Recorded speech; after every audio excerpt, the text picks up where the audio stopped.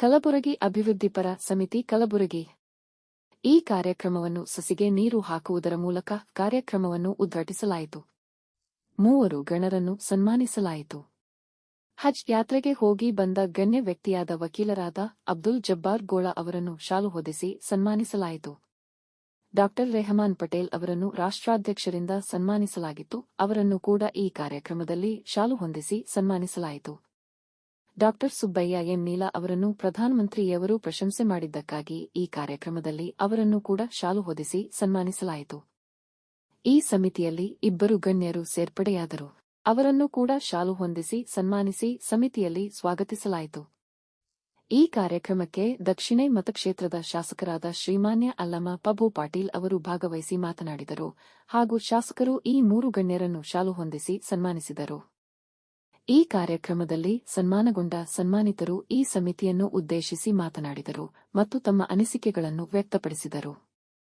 ಈ ಕಾರ್ಯಕ್ರಮದಲ್ಲಿ ಹಲವಾರು ಗಣ್ಯರು ಭಾಗವಹಿಸಿದ್ದರು. ಈ ಕಾರ್ಯಕ್ರಮದ ಅಧ್ಯಕ್ಷತೆ ಲೂಯಿಸ್ ಕೋರಿ ಅವರು ವಹಿಸಿದ್ದರು. ಈ ಕಾರ್ಯಕ್ರಮವು ಸಫಲತಾಪೂರ್ವಕ ಸಂಪನ್ನವಾಯಿತು.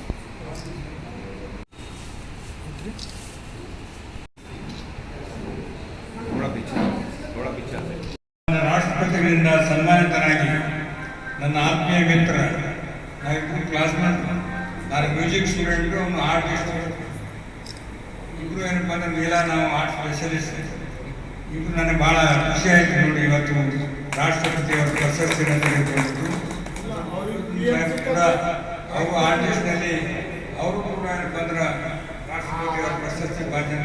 ಮತ್ತು ನಮ್ಮ ಗೋಲಾ ಅವರು ಕೂಡ ಹಜ್ ಯಾತ್ರೆಯನ್ನು ಮುಗಿಸಿ ಭಗವಂತನಲ್ಲಿ ಈ ಜಿಲ್ಲೆಯ ಎಲ್ಲರ ಅಭಿವೃದ್ಧಿಗಾಗಿ ಪ್ರಾರ್ಥನೆ ಮಾಡಿ ನಮ್ಮ ಜೀವನ ಸುಗಮವಾಗಿರಲಿ ಅಂತ ಹೇಳಿ ಭಗವಾನ್ ಸ್ವರೂಪಿಯಾಗಿರ್ತಕ್ಕಂಥ ಹಜ್ಜಿನಲ್ಲಿ ಎಲ್ಲರನ್ನ ಪ್ರಾರ್ಥನೆ ಮಾಡಿ ಬಂದಿಕ್ಕಾಗಿ 3 ಜನರನ್ನ ಕೂಡ ನಮ್ಮ ಕಲಬುರಗಿ ಅಭಿವೃದ್ಧಿ ಸಂಘದವರು 3 ವರ್ಷಗಳಿಂದ ಏನು ಸೇವೆ ಸಲ್ಲಿಸ್ತಾ ಬಂದರೆ ಸಾಮಾಜಿಕ ಇದರಲ್ಲಿ ನಮ್ಮ ಲೂಯಿಸ್ ಆದಿಯಾಗಿ ಎಲ್ಲರೂ ಸೇರಿ ಒಂದು ಒಳ್ಳೆಯ ಕಾರ್ಯಕ್ರಮದಲ್ಲಿ ಎಲ್ಲರೂ ನಮಗೆಲ್ಲ ಹಳೆಯ ಪರಿಚಯ ಇರ್ತಿದ್ರಿ, ಕಮಲಾಪುರ ಆಗಿರ್ಬೋದು, ಎಲ್ಲ ಮಿತ್ರರು ಸೇರಿ ಇವತ್ತು ನಾವು ಕೂಡ ಒಂದು ಒಳ್ಳೆಯ ಕಾರ್ಯಕ್ರಮ ಹಮ್ಮಿಕೊಂಡು ನನ್ನನ್ನು ಕರೆಸಿದ್ರಿ. ಕೆಲವು ಕಾರಣಾಂತರಗಳಿಂದ ತಡವಾಯಿತು. ಬೆಳಗ್ಗೆ ಜಂಗಮ ಸಮಾಜದ ಒಂದು ಕಾರ್ಯಕ್ರಮ, ಇನ್ನೊಂದು ಸುಲ್ತಾನ್ಪುರದಲ್ಲಿ ಕಾರ್ಯಕ್ರಮ ಮತ್ತು ರಾಣಸ್ಪೀರ್ ದರ್ಗಾದಲ್ಲಿ ಕೂಡ ಮತ್ತೂರು ಅಲ್ಲಿ 2 ಕೋಟಿ ರೂಪಾಯಿ ನಾವು ಅನುಭವ ಮಂಟಪ, ಕಲ್ಯಾಣ ಮಂಟಪ ಹಾಕಿದ್ದೀವಿ.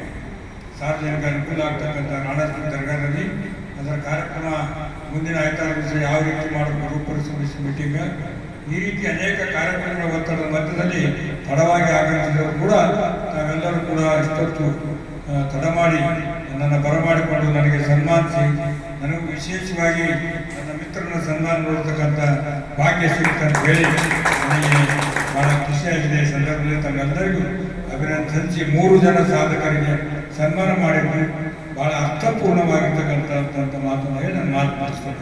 ಜಯ ಹಿಂದ್.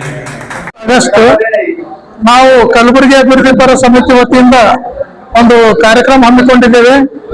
ಈ ಕಾರ್ಯಕ್ರಮ ಬಹಳ ಸಫಲತೆಯಿಂದ ನಡೆಯಿತು. ಮಾನ್ಯ ಶಾಸಕರು, ಅನೇಕ ಗಣ್ಯ ವ್ಯಕ್ತಿಗಳು ಈ ಕಾರ್ಯಕ್ರಮಕ್ಕೆ ಬಂದಿದ್ರು.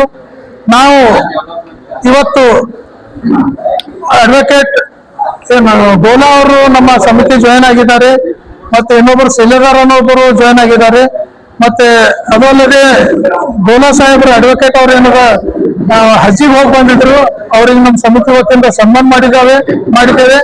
ಮತ್ತೆ ವಿಶೇಷವಾಗಿ ನಮ್ಮ ಡಾ. ಸುಬ್ಬಯ್ಯ ನೀಲಾ ಆರ್ಟಿಸ್ಟ್ ಅವರು ಏನಾರ ಅವ್ರಿಗೆ ಪ್ರಧಾನಮಂತ್ರಿ ಅವರಿಂದ ಪ್ರಶಸ್ತಿ ಬಂದಿತ್ತು. ಅದಕ್ಕಾಗಿ ಇವತ್ತು ಕಲಬುರಗಿಯ ನಮ್ಮ ಹೆಮ್ಮೆಯ ಪುತ್ರರಾದ ಡಾ. ನೀಲಾ ಅವರಿಗೆ ನಾವು ಸನ್ಮಾನ ಮಾಡಿದ್ದೇವೆ.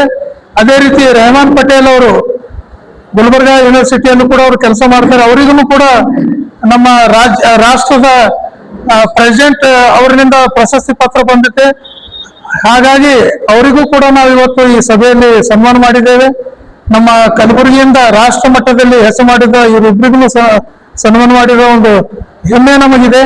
ಹೀಗಾಗಿ ನಾವು ಕಲಬುರಗಿ ಅಭಿವೃದ್ಧಿ ಸಮಿತಿ ವತಿಯಿಂದ ನಾವು ಇಡೀ ಕಲಬುರಗಿಯಲ್ಲಿ ಏನದ ನಾವೆಲ್ಲ ಅಣ್ಣತಮ್ಮರಿದ್ದಂಗ ನಾವೆಲ್ಲ ಜಾತ್ಯತೀತವಾಗಿ ಪಕ್ಷಾತೀತವಾಗಿ ಸಂಘಟನೆ ಕಟ್ತಾ ಇದ್ದೇವೆ.